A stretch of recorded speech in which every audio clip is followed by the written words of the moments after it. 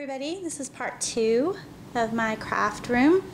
I just showed you my stamps, and then I got this neat little cabinet. Let me zoom across here. This neat little cabinet at IKEA when I lived in Canada, and so on it I have some different idea books, and I keep my user manuals for like my Cricut and whatnot. These two right here has some stuff I need to put away. I haven't organized completely, so I won't show you that. Down here we have fabric. Started using fabric. I'm not a sewer, but I use fabric for craft projects.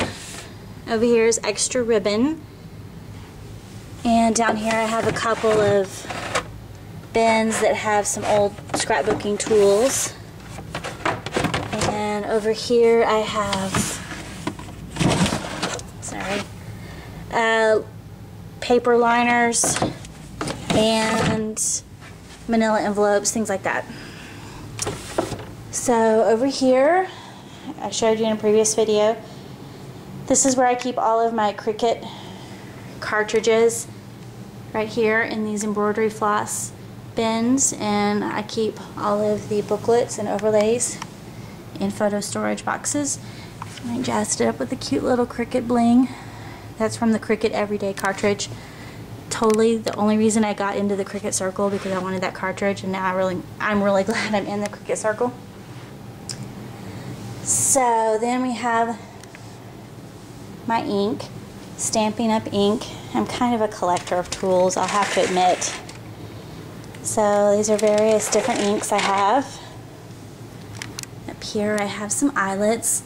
I don't love this system, so I may be changing the eyelet system, but it's kind of cool to have a magnet board up there. And then I had this cabinet, or this little cupboard, for a long time, and I just converted it into something for my craft room. Here I have my little IKEA bottles with all my different colors of buttons.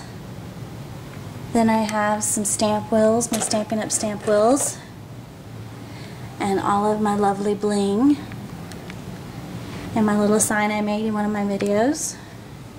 And in the drawers, I have all my little flowers in here.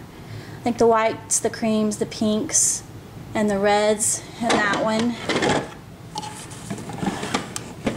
And yellow, well, some reds in here, and yellows, oranges in there. And then in this one I have the darker ones, the greens, the blues, things like that. So it keeps it tucked away but accessible. Here I have my stamp log, how I log my stamps. You can refer back to my video on how I log up my stamps. That's where I store my log. Right here is my Quick Cuts. I don't really ever use because of the Cricut, so much more convenient. And some cute little signs and stuff I got from Hobby Lobby. I love this one, Happy Wife, Happy Life, which my husband he keeps me happy, so everybody's happy. Down here I got all of these cabinets at Michael's, usually half off. This one, and I haven't labeled all of them yet. I need to go back, and I've moved stuff around. But I did a general label, and then more specific labels on the drawers. So this one, for instance, is adhesives, and the top one is my ATG gun and my ATG tape. I got this one at, I think, framingsupplies.com. and the pink one at Michael's. It's always good to have two because it's really annoying to run out of tape in the middle of a project, so you already have another one loaded and ready to go. Then I have my Xyron tape and my pop dots. Love the Xyron. This is again all under adhesives. Then I have my heat gun and my glue gun and all of my glue sticks. Then I have all different other types of glue Mod Podge, regular glue, fabric glue, super glue, all in there. Then we go down to stamping, and here we have the rollers, the jumbo and the regular roller, and some of the roller inks, the ink cleaner, the stamp cleaner rather, and some of the easy mount Stamp and Store for converting your wood mounted stamps to clean mount. And down here I have my acrylic blocks and my guide for stamping with a roller. Excuse me. I haven't found a good place to put my cutter yet, so my Fisker cutter, which I've had forever, just kind of leans right there. I'll have to find a better place for it. Then we have some cute little signs from Hobby Lobby. I'm very girly, as this one says, girly girl. I'm very girly, so hence the pink everywhere. So here is my wall unit. Get it all in.